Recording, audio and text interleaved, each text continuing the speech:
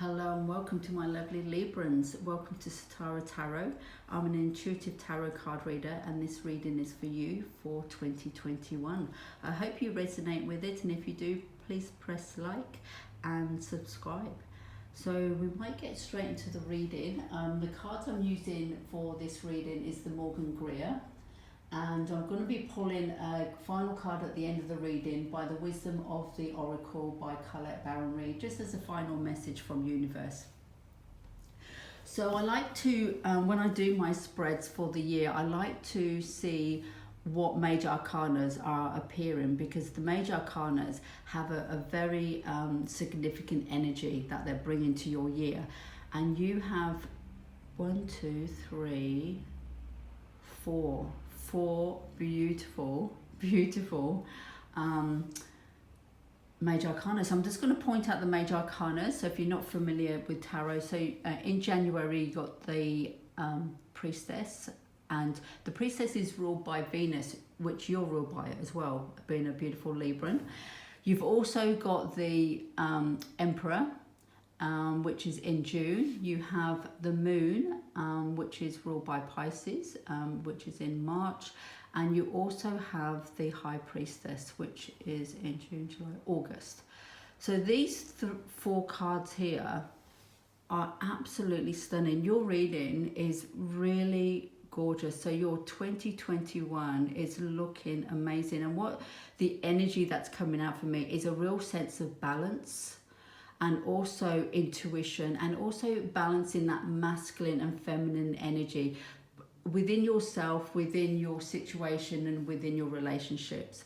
And I think there is even though there's not too many cup cards here, there's only 1 cup card, I do get this energy of and I've been getting this energy, I have to say, on all the readings I've been doing so far, of a coming together and the potential of a partnership. And it's strong in your reading as well. And it's also a sense of maturity of a relationship. So, and this has been coming out in other readings. So we might get into the reading and see how that develops. But I have to say, overall, the reading is absolutely stunning. So to step into January 2021, your energy is the Empress. And the Empress really embodies all of the qualities of the Queen. So the Queens in the tarot are the court cards, and it's the Queen that has traveled through all the minor arcanas, the ace, 1, 2, I would say ace and 1, the ace, and then the 2, 3, 4, 5, and so forth, and traveled through all them struggles and experiences to get to being the Queen. And what happens with the Empress then embodies all of the queens.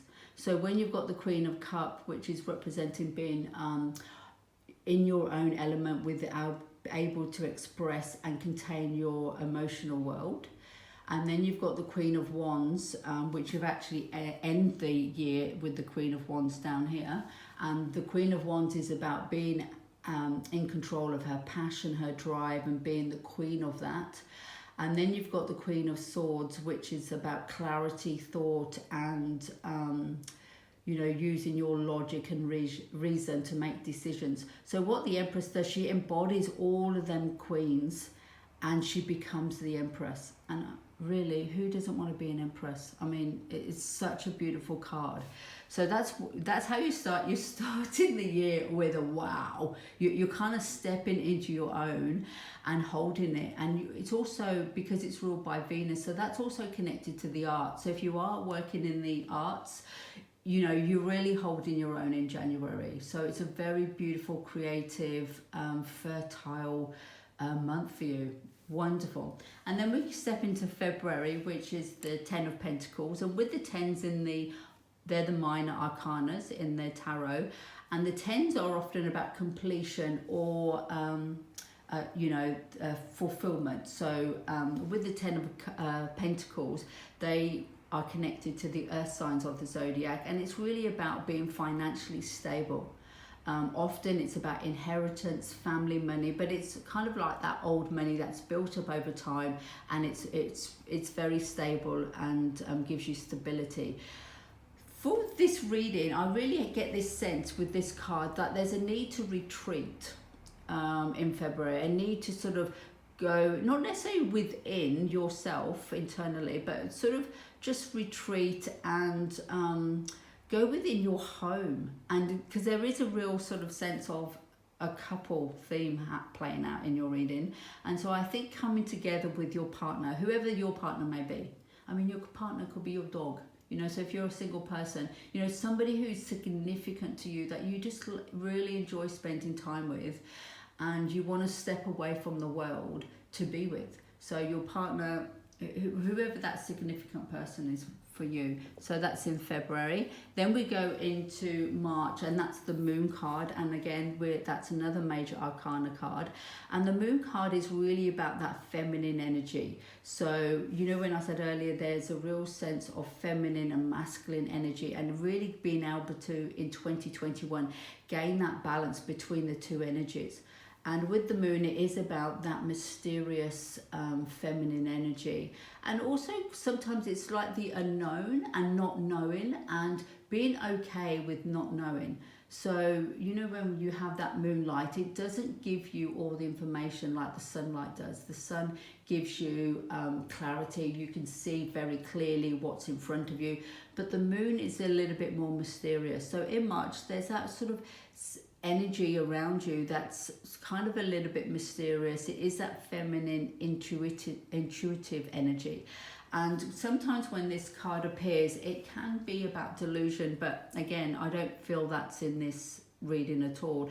And the reason I don't feel it's in the reading, because diagonally below this is the High Priestess, and the High Priestess is actually connected to the moon, and she's all about intuition as well, so that feminine, intuitive self. So beautiful card to have in March. And then we're moving into March, April.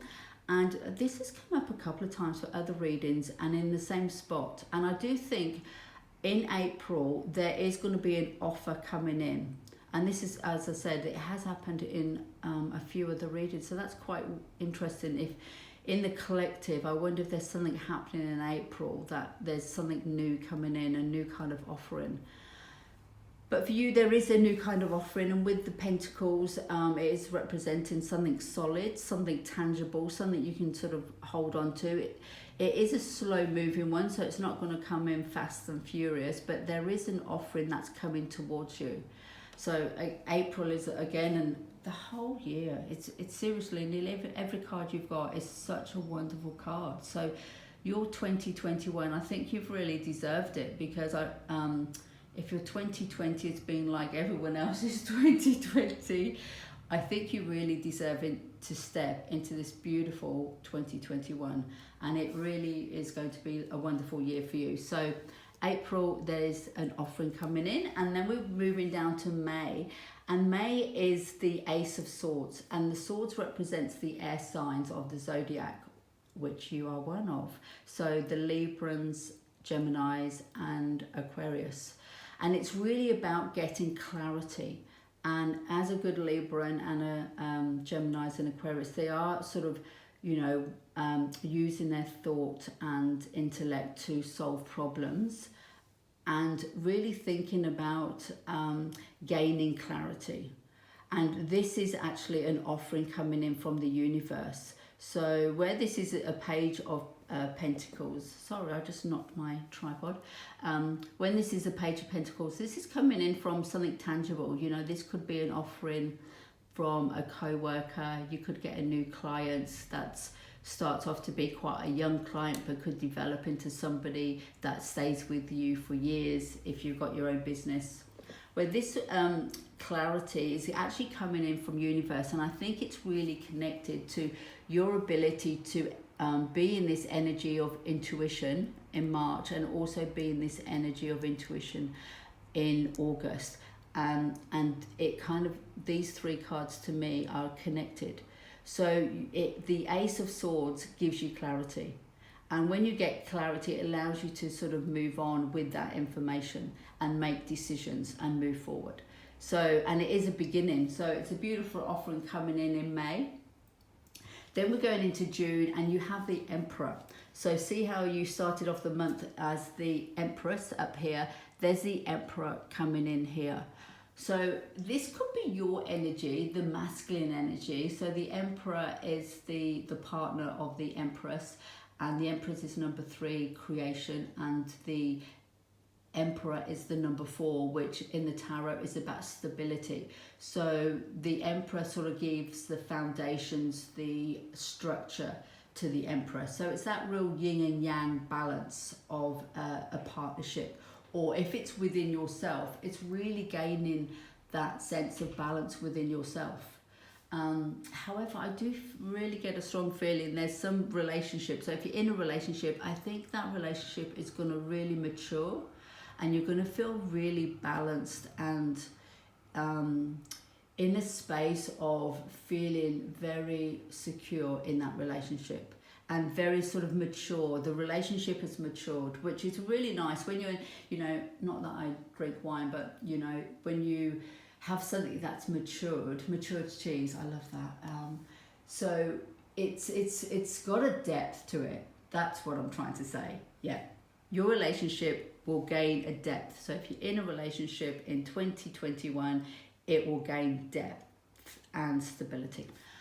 If you're not in a relationship and you're single, you're going to gain depth within yourself and a sense of balance within yourself, which is beautiful. Who doesn't want that?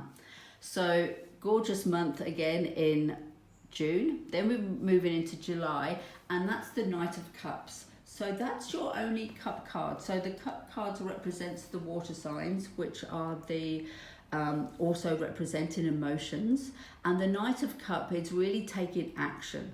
So it's really sort of moving forward.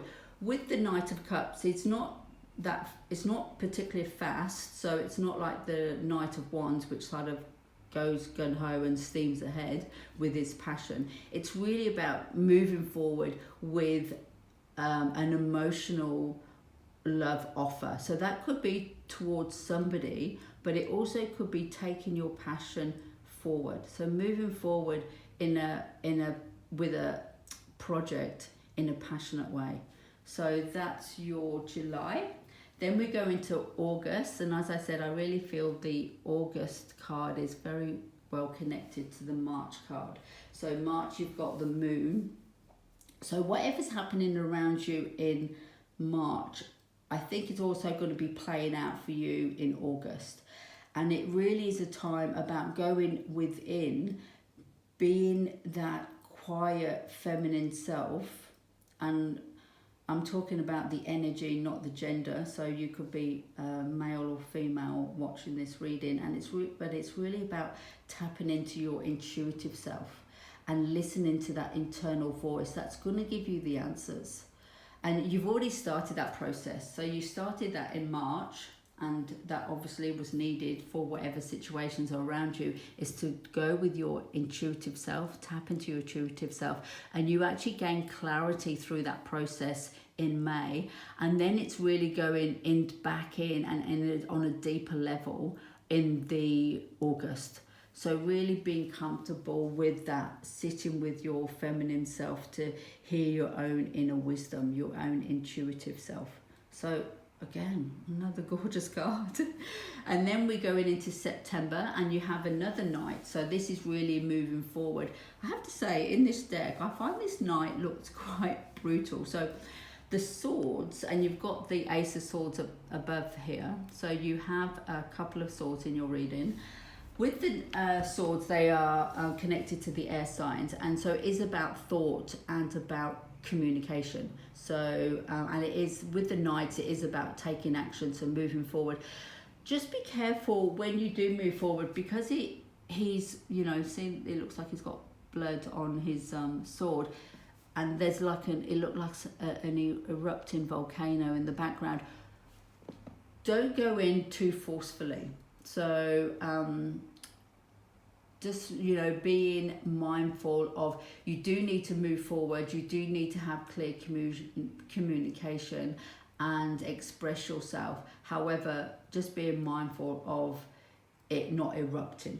That's the word, not erupting. So just being mindful in September that there is action needing to be that you need to take. However, do that in a compassionate way. Don't really go in with all sort of your flames flaming. I don't think that really makes sense, does it? I'm going to move on to the next card. So October. So October, Ace of Pentacles, again, an absolutely gorgeous card. So you've got 2 aces.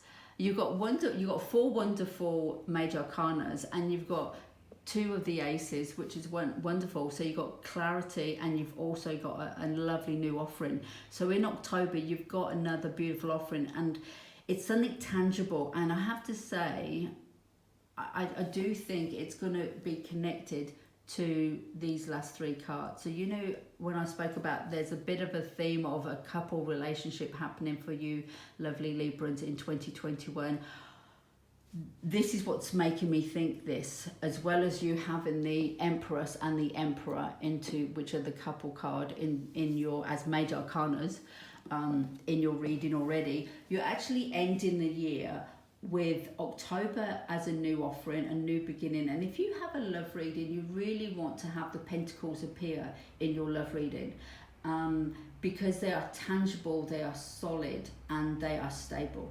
And the Ace is the beginning, so it is at the beginning of an offering. But then you come into November and in December, and I really feel that somebody is stepping up. So you are going to, I really think you're going to end up in a very solid, passionate relationship at the end of the year. So I feel that this is not you, and this is somebody stepping into your life. So and it could be somebody you actually met. If you're not in a relationship, you could have met this person in April. So see how there was an offering there. Somebody came in, so maybe a client came in, or somebody new into your office, who kind of assisted you in your work, and that relationship grew, and that person actually grew from being a page into being the king. Because really, if you're looking for a partner, out of all the court cards, all the kings, the partner that you really want is the King of Pentacles, because he's going to give you stability, financial stability, but also he's going to give you a solid foundation, and he's going to be reliable. So beautiful card in November. And then in December, it's the Queen of Wands. So with the Queen of Wands, she represents the fire signs, and she's got it going on. So I do think that this is your energy, and I think this is the energy that you are bringing to this relationship. And when you're in a relationship, being the Queen of Wands is quite a feisty queen. She's creative, she's passionate. She'll be a great partner to have. So she will always get what she wants. She's not afraid of stepping forward. So having these 2 as a couple, even though they're not the same suit, I think it's I think it works. I really do. And especially in this deck, because both of them have yellow as the background, so there is a connection, and it is that sort of yin and yang for me, that real sort of masculine and feminine energy. Because if you think of, if he's sort of the stable, reliable, practical person, and she is the passionate one. I don't know why I'm doing these readings and I'm thinking about building houses, but say like you get together with somebody, or you in your established relationship already, and you build a house together. The Queen of Wands will be going, I want a swimming pool, and I want a garden, and I want it to look like this, and then the King of Pentacles will be looking at the spreadsheet and also the bank balance to make sure that these are doable, so they're practical and they can be put in place.